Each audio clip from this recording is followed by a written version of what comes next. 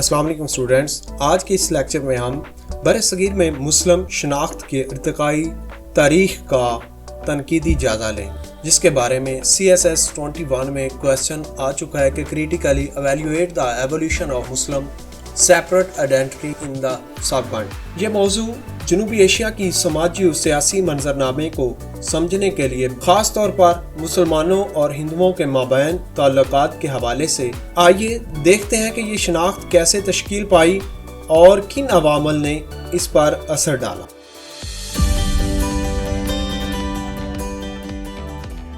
Introduction میں ہم مسلم شناخت کے ارتقاء کا عمومی جائزہ لکھیں گے جو برصغیر میں صدیوں کے دوران مختلف تاریخی، ثقافتی اور سیاسی اثرات کے تحت تشکیل پاتی رہی، اور اس ارتقاء کا تعلق صرف ماضی سے نہیں بلکہ آج کے معاصر مسائل سے بھی جڑا ہوا ہے۔ اس تاریخی سفر کو سمجھنے سے ہمیں شناخت کی سیاست کو بہتر طور پر سمجھنے میں مدد ملے گی۔ یہی امپورٹنس ہے مسلم سیپریٹ آئیڈینٹی۔ ارلی انکاؤنٹرز، ابتدائی میل جول۔ کن کا ابتدائی میل جول؟ جو اسلام اور ہندوؤں کے درمیان، جو یہاں پہ سب کانٹیننٹ میں رہتے تھے، ان لوگوں کے درمیان جو باہمی ابتدائی میل جول تھا، اس بارے میں۔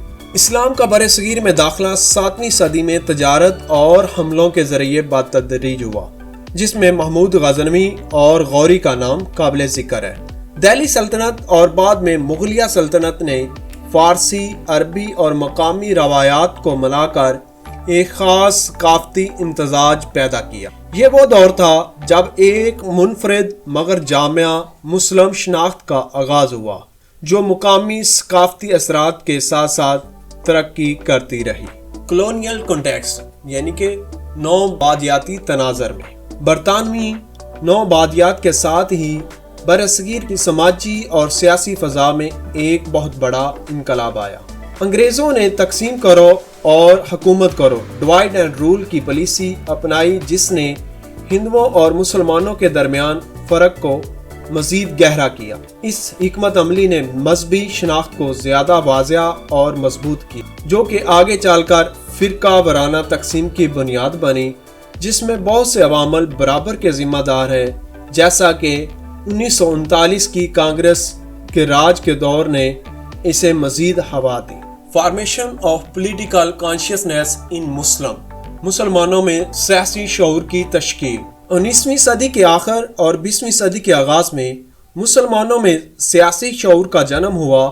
1906 میں آل انڈیا مسلم لیگ کا قیام اس شعور کا اہم سنگ میل تھا۔ مسلم لیگ نے مسلمانوں کے حقوق اور ان کی الگ شناخت کی حفاظت کے لیے آواز اٹھانا شروع کی، اور اس طرح ایک واضح سیاسی شناخت کی بنیاد رکھی گئی۔ دا ٹو نیشن تھیوری، دو قومی نظریہ۔ محمد علی جناح جیسے قائدین نے دو قومی نظریہ پیش کیا، جس میں مسلمانوں اور ہندوؤں کو دو مختلف قومیں قرار دیا گیا۔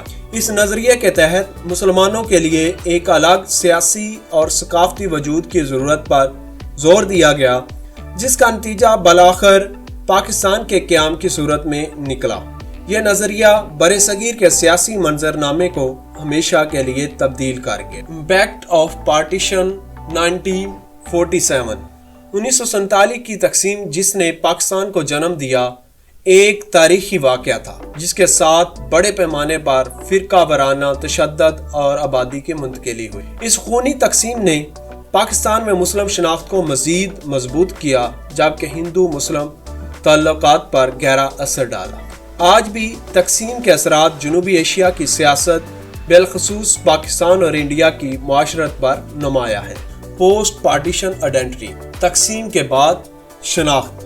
تقسیم کے بعد پاکستان اور بھارت میں مسلم شناخت مختلف راستوں پر چل نکلی۔ پاکستان میں مذہبی بنیاد پرستی اور سیکولرزم کی بحثیں شناخت پر اثر انداز ہوئیں، جبکہ بھارت میں مسلمان اقلیت کے طور پر اپنے حقوق اور نمائندگی کے مسائل سے دوچار رہے۔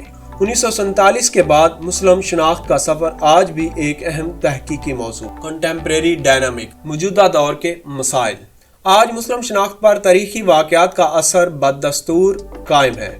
مذہبی کشیدگی، سیکولرزم اور اقلیتی حقوق جیسے مسائل جدید مسلم شناخت کو متاثر کر رہے ہیں۔ جنوبی ایشیا کے مختلف مذاہب پر مشتمل سماج میں ان مسائل کے ساتھ جدوجہد جاری ہے اور یہ سیاسی اور سماجی تعلقات کو گہرائی سے متاثر کر رہے ہیں۔ کنکلوژن میں آپ لکھیں گے، اب تک ہم نے برصغیر میں مسلم شناخت کے ارتقاء کا ایک جائزہ لیا۔ اس تاریخ کو سمجھنا آج کے سماجی اور سیاسی مسائل کو سمجھنے کے لیے بے حد ضروری ہے۔